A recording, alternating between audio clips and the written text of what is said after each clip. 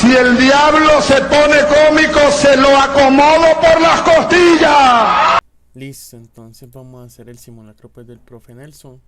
Recuerden pues que el profe Nelson coloca cosas muy parecidas en los parciales.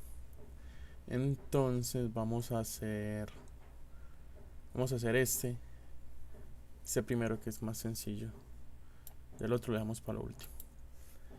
Entonces punto 2. Listo. Entonces me dicen, bueno, hago un programa que guarde en un diccionario los precios de los artículos de papelería que aparecen en la siguiente tabla. ¿Qué me piden ahí? Me piden que cree un diccionario, entonces yo lo voy a crear. Entonces, papelería igual, abro llave, ¿cierto? Ahí ya estoy creando un diccionario. Ahí el diccionario está vacío. ¿Qué voy a hacer? Yo tengo esos datos fijos, o sea, esos datos ya deben de estar dentro del diccionario. Por eso me dicen a mí, crea un diccionario con estos artículos, ¿cierto? ¿Qué pasa? Que yo en el diccionario tengo datos y cada dato tiene una llave y su respectivo valor. Entonces, la llave sería como el identificador, entre comillas, pues lo vamos a decir. Listo, que el identificador en este primer dato sería lapicero y el valor correspondiente sería 2300. Listo. Recuerde, si yo voy a utilizar esto en Python, esto es un texto, entonces debe ir entre comillas. Listo. Mucho ojo con el tipo de dato. Entonces, listo. Es texto, entonces yo, comillas, creo aquí, lapicero, respetando pues esta primera en mayúscula. Y ya luego le doy el valor. Para yo darle un valor a una llave dentro de un diccionario, le pongo los dos puntos, ¿cierto? Entonces ya ahí mi dato tiene la llave y le voy a dar el valor, que sería 2300, que es un número entero. Listo, ese es el primer dato. Para yo colocar el segundo dato, simplemente pongo una coma. Listo. Y ya agrego el otro dato. Sería block. Dos puntos el valor, que sería 4500. Coma el siguiente dato. Coloco la llave. Sería borrador. Dos puntos y el valor sería 1200. Coma. Comillas. Cuaderno.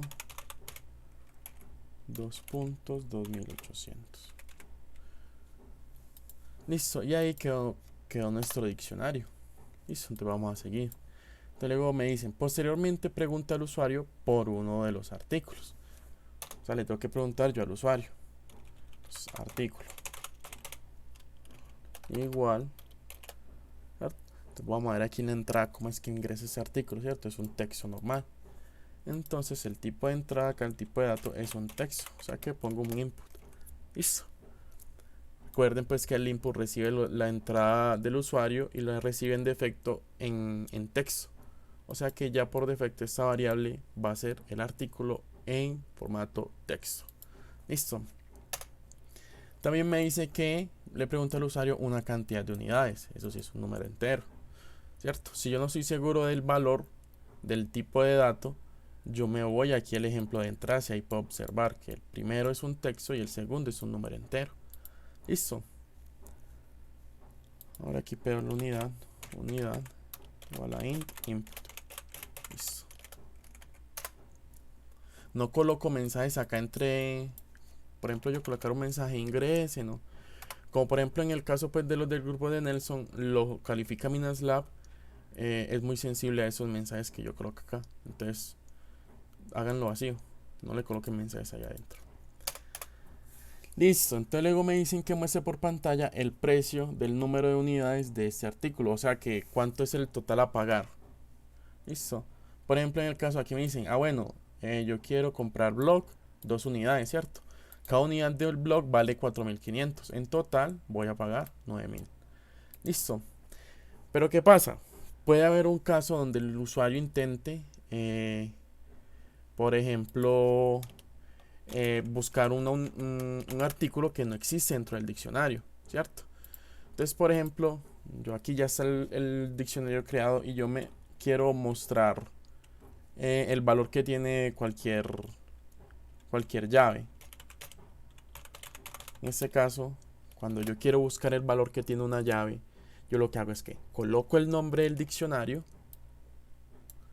abro corchetes y dentro de los corchetes coloco el valor de la llave. O sea, ahí coloco la llave. Por ejemplo, yo quiero traer lo que me guarda lapicero. Lapicero. Listo. Y lo que hace es que busca la llave, esta llave dentro del diccionario papelería y me trae el valor. Entonces llega acá a este diccionario, aquí está la llave lapicero y me trae este valor, ¿cierto? Si yo ejecuto eso, Colab me muestra 2300. Pero ¿qué pasa si yo busco algo que no existe? Me va a dar un error. Me dice que hay un error en la llave. ¿Por qué? Porque estás buscando algo que no existe. Listo. Entonces,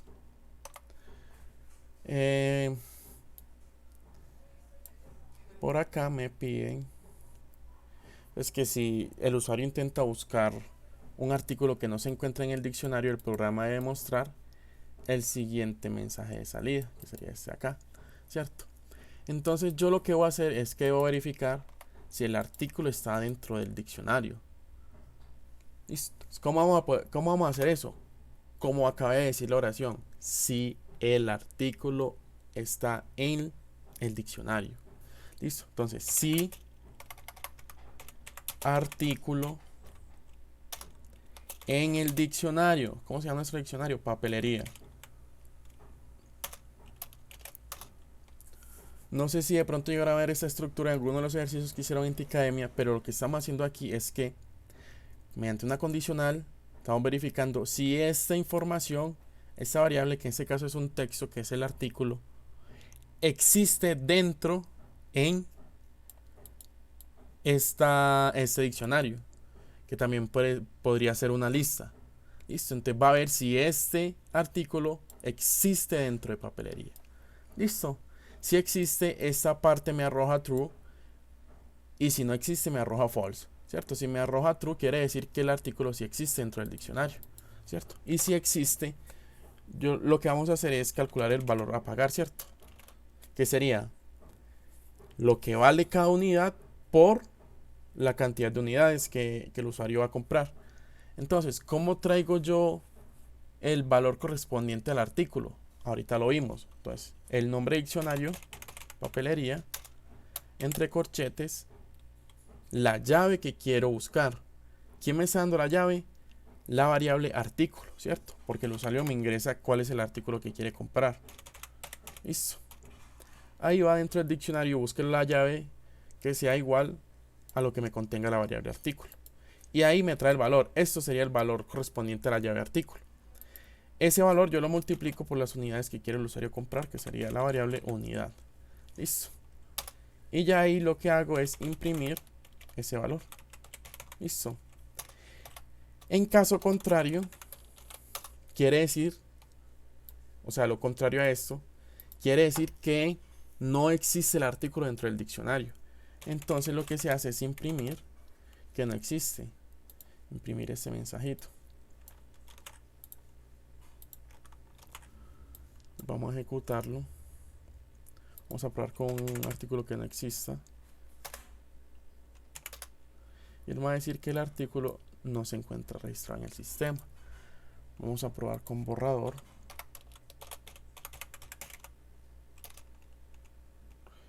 Y debería dar 6000. Y dio 6000.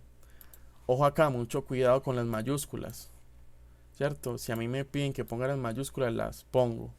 Porque en el caso de que yo hubiera colocado borrador con B minúscula y yo intento buscar borrador con B mayúscula, pues son diferentes. Listo. ¿Sí ven? Es diferente esta B mayúscula a tenerla yo con la B minúscula. Listo. Entonces, por eso dije que este punto estaba sencillo. Listo. De pronto, si uno no domina como ese truquito, entre comillas, ya se le hace un poco más difícil, pero con tal, así sale más sencillo.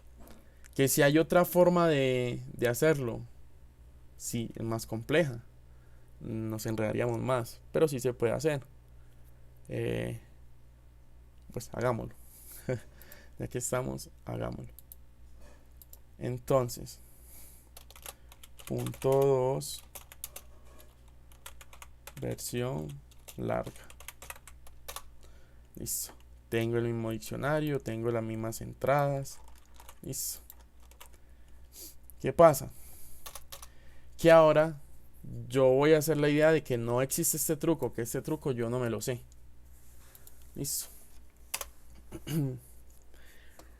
¿Qué vamos a hacer? Voy a crear un for que va a recorrer y en papelería.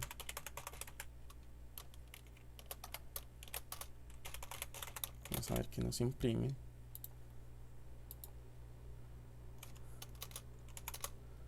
Listo. Y si vemos, nos imprime cada una de las llaves.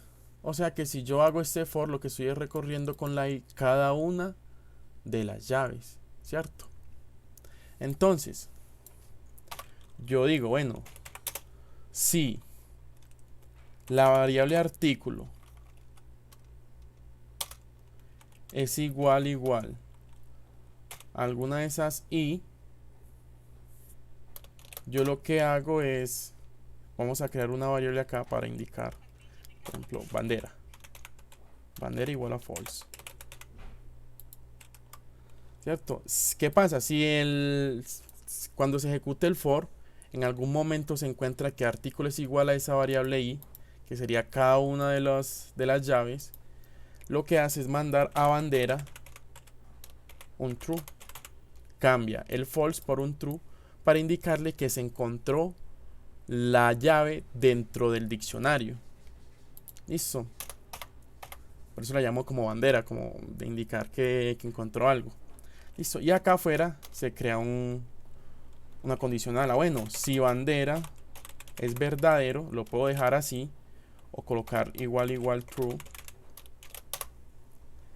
Quiere decir que sí encontré el artículo y que puedo hacer el cálculo, que sería ese mismo. Listo. El valor del diccionario papelería saco el valor que está en la llave artículo y lo multiplico por la cantidad de unidades que requiere el usuario y luego imprimo ese valor. En caso contrario, quiere decir que bandera es false, indicando que no se encontró el artículo, que nunca se ejecutó esta condición, por ende nunca cambió el false por un true y queda en false, entonces no se encontró. Entonces vamos a probarlo, voy a colocar cualquier cosa y me dice que no se encuentra. Ahora vamos a colocar block y un 2 y me va a salir 9000. Listo. Entonces sería otra versión. Pues no tan larga, pero válido. Listo. Hay muchas maneras de hacer este ejercicio. Esas serían dos. Pero esta sería como creo que la más corta. Aunque se puede hacer aún más corto. Pero ya, hasta ahí. Listo. Pero vamos al siguiente punto. Listo, entonces vamos a hacer este otro, pues que es más larguito, pero no es tan complejo. Ya es haciendo uso de matriz. Pero entonces nos dicen, bueno, algún programa que reciba como dato de entrada una matriz de números enteros, dicha matriz debe ser cuadrada, igual número de filas que de columnas, y el número de filas y columnas debe ser impar. Se debe elaborar e imprimir los siguientes cálculos. Entonces, primero, antes que todo, vamos a encargarnos de la entrada de datos. Listo. Entonces, entrada de datos. Aquí. Punto 1. Listo. A mí lo que me dicen es que por entrada es una línea con el tamaño de la matriz. Número y columnas del arreglo separados por una X. Así, 3x2. O sea que ese es un texto. Tamaño igual a input, ¿cierto? ¿Qué pasa? Que yo necesito tener eso como separado. Ese dígito por un lado y ese por el otro. Lo que puedo hacer es que puedo agruparlo en una lista separándolos por la X. Y eso, ¿quién nos hace eso? La función split. Entonces n igual a tamaño punto split. Y le digo que me separe con respecto a esa X. Listo. Y ahí me lo agrupa en una lista. Vamos a ver cómo nos queda. Si yo le digo 3x3, vean la lista, 3, 3. ¿Qué pasa? Que vean que esos números están en texto. Y mucho cuidado con eso, porque más adelante lo vamos a necesitar como número. Listo. O si ustedes quieren, para no complicarse, de entrada hacen esa conversión. N0 es igual a int de N0, ¿cierto? Al valor de la lista n en la posición 0 le va a dar un nuevo valor que va a ser ese mismo valor, pero ahora como entero. Y así mismo hacemos con el elemento que está en la posición 1. Listo, y ya convertimos eso a entero, ya no nos preocupamos por eso. Listo, con esos dos números, ¿qué debemos hacer? Primero que todo, debemos verificar que el número de las columnas, o sea, N0, o bueno, no vamos a N0, vamos a poner aquí de una fila y aquí columna. Listo. Entonces aquí, bueno, si fila es igual a columna. Listo. Y también me dicen otra cosa. Y el número de la fila y columna debe ser impar. Entonces, y el número de la fila, o sea, fila módulo 2, ¿qué estamos haciendo aquí? Viendo cuál es el residuo de yo dividir el número fila entre 2, ¿cierto? Si ese número es diferente de 0, quiere decir que es un número impar. Y así mismo hago con columna.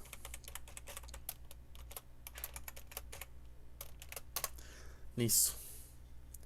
Y ahí voy a colocar un pass para que no haga nada, porque vamos a probar. Else print. En caso contrario, quiere decir que no se cumplen alguna de esas tres condiciones y por ende se debe mostrar esto.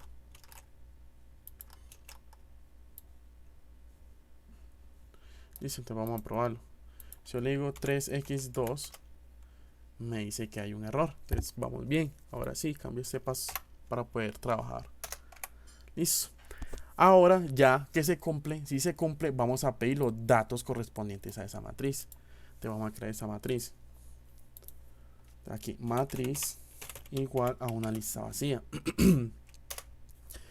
Luego, ¿qué se hace? Bueno, yo debo simular el patrón pues, de esa matriz para pedir los datos, para rellenar esa matriz, por así decirlo. Entonces, for in range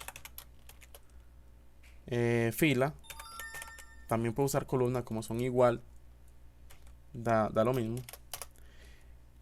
Y aquí lo que hago es crear una lista que va a ser momentáneamente la fila. Ahí a esa fila vamos a ir agregando cada uno de los elementos. Y cada uno de los elementos se pide mediante otro for a in range. Puedo colocar columna o fila, sigue siendo lo mismo. Ya aquí, por cada valor de i, se van a pedir la cantidad de datos correspondiente al dato de fila. Por ejemplo, si fila es 3, se piden por cada i 3 veces ejecuta y 3 veces vamos a pedir datos. Entonces sería num igual a int input. Y cada i, eso lo agregamos a la fila, pues a esta lista. Y luego esta lista, que es la que nos agrega, luego esta lista es la fila, y esa fila la agregamos a la matriz. Matriz.api fil. ¿Qué estamos haciendo acá?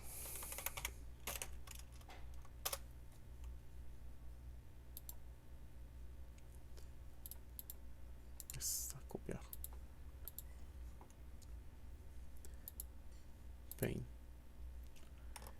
Pum. Listo. Yo tengo esta matriz. ¿Qué estamos haciendo? La i se está moviendo. La i se está moviendo como la posición fila. ¿Cierto? Yo sé que esa es la fila 1, esa es la fila 2, esta es la fila 1 y esta es la fila 2. ¿Cierto? La i se mueve así. ¿Cierto? En cada una de las posiciones. Y luego, eso es lo que hace la for i. Y luego, El for A, ¿qué hace? Es el que hace el patrón de las columnas. Se mueve en las posiciones de las columnas. Yo lo hago con otro color. Se mueve en esas posiciones. Listo. O sea que cuando la I vale 0, se ejecuta el for A. Hasta que no termine el for A, no va a pasar de 0 a 1. O sea que cuando él está en el A, hace el proceso de este 0, de este 1 y de este 2. O sea que pide este elemento y este elemento, que cada uno lo va a ir agregando a fill. Y luego cuando termine de hacer todo esto, esto lo agrega a esta lista general. Y así crea esta matriz. Listo. Te vamos a probar. Vamos a decir que imprima la matriz. Voy a decir que es una 3×3. Y va a ser 1, 0, 0. Esos serían los datos de la primera fila. Ahora los datos de la segunda. 0, 1, 0. Ahora los datos de la tercera. 0, 0, 1. Listo. Y aquí está la matriz. Y eso es lo que queremos. Listo. Hasta ahí bien. ¿Qué debemos hacer? Ahora imprimir esto. Eso de acá. Entonces vamos a ir. Nos dicen la suma de los elementos de la diagonal principal. Bueno, ¿cuál es la diagonal principal? Es esta de acá. Esta que tenemos acá. El elemento de la diagonal principal es pero yo cambio de color. Son cada uno de los elementos que se encuentran en esta posición. Listo, en esta diagonal. Los de la secundaria son los opuestos. Son estos que están en esa posición. Listo. Pero vamos a empezar con los de la principal. Listo. Y la principal tiene un patrón muy fácil de identificar y nos sirve para trabajar muy fácil. Este elemento está en una posición particular, ¿cierto? Recuerde que un elemento en una matriz tiene posición fila y posición columna, ¿cierto? En este caso se llama A, ¿cierto? A, corchetes, posición fila, cierro corchetes, abro corchetes, posición columna. Listo. Entonces, de la matriz A, S1 está en la posición fila 0, columna 0, ¿cierto? Este otro 1 está en la posición de fila 1, ¿cierto? Porque recuerde, esa es la fila 0, 1 y 2. Listo. Y esta es la columna 0, esta es la columna 1 y esta es la columna 2, ¿cierto? Y ese último elemento está en la posición 2, 2. Entonces, ahí se puede ver un patrón muy claro. ¿Cuál es el patrón? Que la posición de la fila es 0, 1, 2. Y la posición de la columna es 0, 1, 2. ¿Qué quiere o qué nos está mostrando aquí? ¿Cuál es el patrón? Que vea que son iguales. Este conjunto de datos es igual a este otro conjunto de datos. ¿Listo? O sea que si yo puedo recrear este conjunto de datos, ya tengo todos los elementos de la diagonal principal. Y vamos a recrear ese conjunto de datos. ¿Cómo lo podemos recrear? ¿Cuál es el tamaño de esta matriz? 3×3, ¿cierto? Puedo tomar la cantidad de filas, que sería 3. Y si yo le digo que me cree un rango de 0 a 3, él me va a crear un rango, ¿cierto? De 0 hasta 3, sin incluir el 3, o sea, hasta 2. O sea, 0, 1, 2. Y este 0, 1, 2 es igual a ¿qué conjunto? A este de acá. O sea que ya goleamos. Listo, entonces sería for i in range fila, ¿cierto? Que es el que nos contiene la cantidad de filas que hay. Y ya ahí nos hace el 0, 1, 2.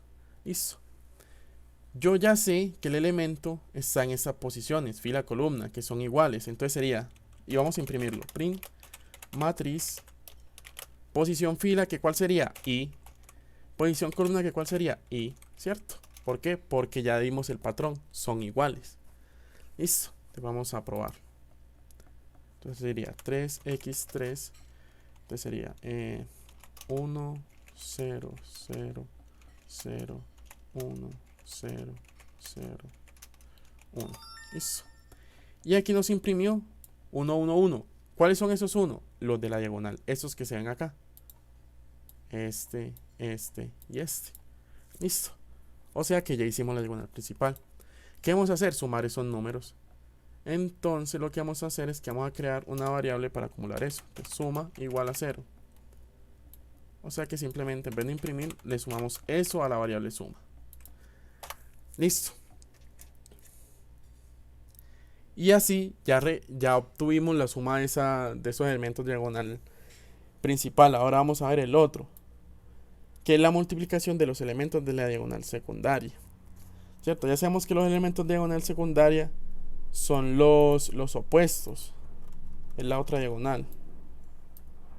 Es esta. Es esta. Listo. Y aquí también hay un patrón, ¿cierto? Uno programa eso es viendo los patrones. ¿Ese elemento en qué posición está? 0, fila 0, columna 2. Este 1 está en la fila 1, columna 1. Y este último está en la fila 2, columna 0. Hay un patrón, voy a colocar los números de la fila acá. 0, 1, 2. Y la posición de la columna que sería 2, 1, 0. ¿Qué pasa? Este conjunto de datos ya lo tenemos, ¿cierto? Fue el mismo que utilizamos para la diagonal principal. O sea que este sigue siendo i. O sea que ya lo tenemos. Pero ese conjunto de datos no lo tenemos todavía. Pero hay un patrón. Inicia en 2 y va disminuyendo de 1 en 1. Entonces yo puedo crear una variable que se comporte de esa manera. Entonces yo puedo decir, bueno, x va a ser igual a fila. Listo. Fila para esta matriz vale 3. O sea que yo le debo restar 1 para que inicie en 2. Le resto 1. Ya inició en 2. ¿Qué pasa? Que a medida que el for i se vaya avanzando, yo voy a ir disminuyendo esa variable de 1 en 1. Entonces, cuando la i pase de 0 a 1, aquí en el 0, esa x vale 2, ¿cierto? Pero cuando pasa a 1, yo lo que voy a hacer es que le vamos a restar 1 para que pase de 2 a 1.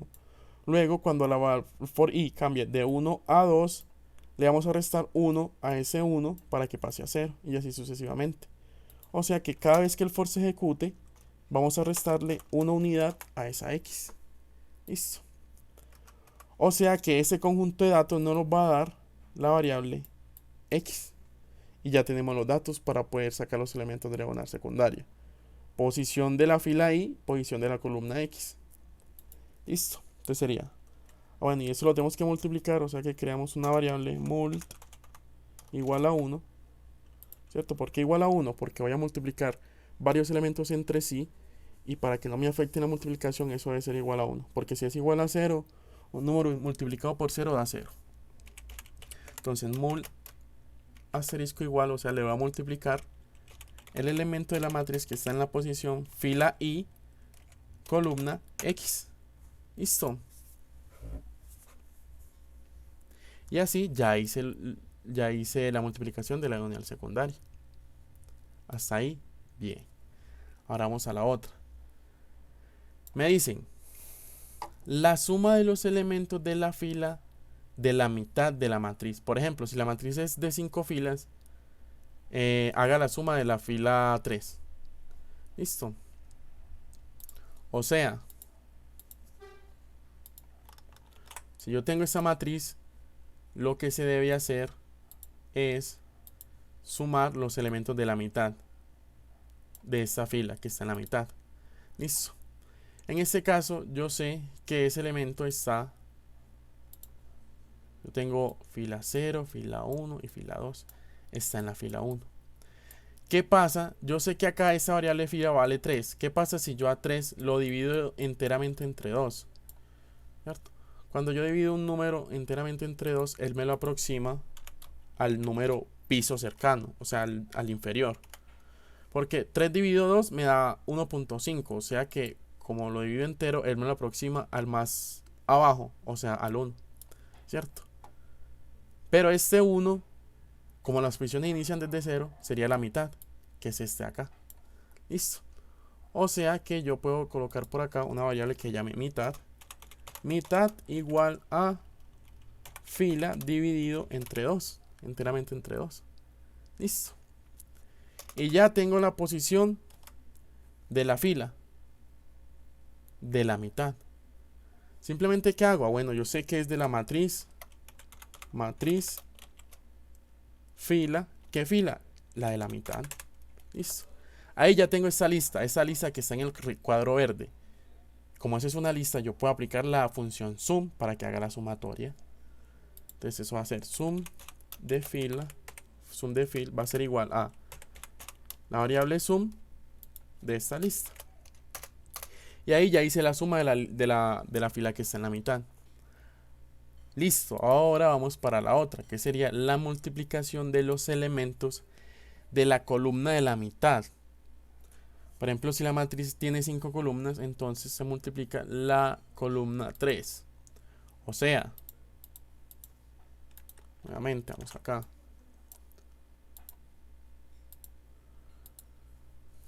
Voy a multiplicar todos los elementos de la columna de la mitad.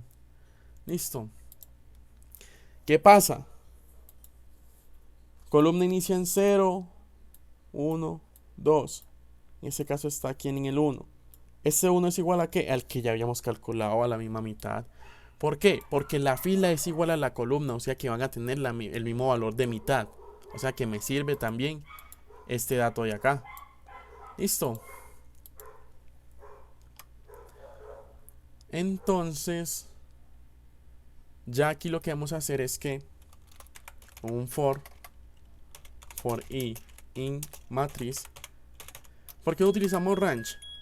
Porque queremos que la i sea directamente cada una de las listas. O sea, yo quiero que la i sea esta lista, luego sea esta otra lista y luego, por último, sea esta lista. ¿Para qué? Para que cada vez que esté en cada una de esas listas... Ay, Dios mío, me cambies el color, ahora sí. Listo. Para que cada vez que esté en cada una de esas listas me obtenga este elemento, que es el que está en la mitad, y lo vaya multiplicando a una variable. Listo. Por eso yo quiero que i sea directamente el recuadro rojo, no la posición. Listo. Que acá en nuestro caso, nosotros, acá, la i era cada una de las posiciones. Acá no nos importan las posiciones, nos importa que sea directamente la fila. Listo. Y ya aquí vamos a crear la variable para multiplicar. Entonces, mult_col, le vamos a multiplicar la fila i, ¿cierto? Esa es la fila i, el elemento que está en la mitad de esa fila. Listo. Y así obtenemos cada uno de los elementos que están en el recuadro azul. Listo. Y ya finalmente nos impiden imprimir esas tres cosas. 4. Suma de la diagonal principal. Multiplicación de la diagonal secundaria. Suma de la fila de la mitad. Y multiplicación de la columna. Entonces sería 3. Vamos a probarla. 3x3. Vamos a probar con este punto acá. 1, 2, 3. 9. Listo. Y vamos a ver. Resultado 15. Ahorita vemos que pasó un error. Ya vi cuál fue el error. Listo, entonces aquí 15, 105, aquí sería 15 y 80, no 24 y 162. ¿Qué pasó?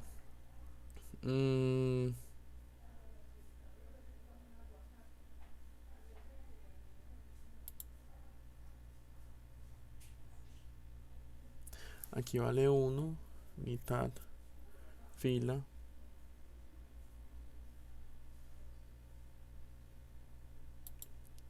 Aquí también. Aquí zoom fill. Bueno. aquí es un fill, y aquí es molcol, sino que me está imprimiendo unas variables que ya había utilizado en otro ejercicio. Entonces listo, el problema era que no había colocado las variables bien. 3x3, 1, 2, 3, 4, 5, 6. Listo. Y ahora sí, 15, 105, 15 y 80. Listo. Que era lo que nos pedía el ejercicio. ¿Se puede hacer más corto? Sí. Este proceso de hacer la suma de la mitad de la columna se puede hacer acá mismo también. Listo.